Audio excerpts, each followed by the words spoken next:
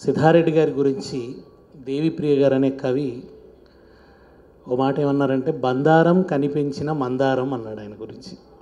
ఆయన ఊరు బందారం, బందారం కనిపించిన మందారం అన్నాడు. మందారం అని కూడా ఎందుకన్నాడంటే,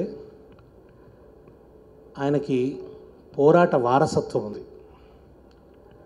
వాళ్ళ తండ్రి బాలసిద్ధారెడ్డి గారు తెలంగాణ రైతాంగ పోరాటంలో చాలా ఉత్తేజపూర్వకమైనటువంటి పాత్ర నిర్వహించినటువంటి ఆయన. ఆనాడు భూస్వామ్యానికి వ్యతిరేకంగా జరిగిన పోరాటంలో సాహసోపేతంగా ముందు నిలబడమే కాకుండా రైతులకు భూముల్ని పంచడం కోసం భూస్వాముల భూములలో వందలాది నాగళ్ళు నడిపించిన చరిత్ర వాళ్ళ తండ్రి గారికి ఉంది. కనుక ఆ పోరాటపు చాలు, ఆ నాగేటి చాలు అట్లా కొనసాగింది.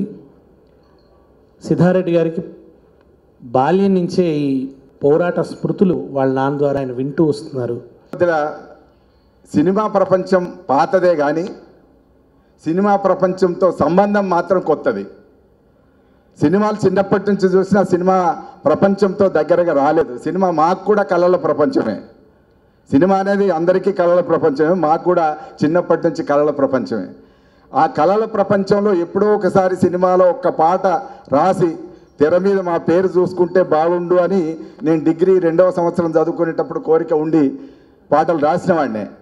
కానీ ఎప్పుడైతే నేను ఉస్మానియా యూనివర్సిటీ ఆర్ట్స్ కాలేజీలో చదువుకోవడానికి అడుగుపెట్టిందో, ఆర్ట్స్ కాలేజీలో చదవడంతోనే ఇది కాదు మనం చేయవలసింది, అనేక మంది బాధితులు, కర్షకులు, శ్రామికులు చాలా అవస్థల్లో ఉన్నారు, కన్నీళ్లలో ఉన్నారు. కళల్లో మాత్రమే కాదు, కన్నీళ్లను కూడా ప్రేమించవలసినటువంటి అవసరం ఉంది. కళలు అందరికీ ఇష్టమే, కానీ కన్నీళ్లు కొందరికే ఇష్టం.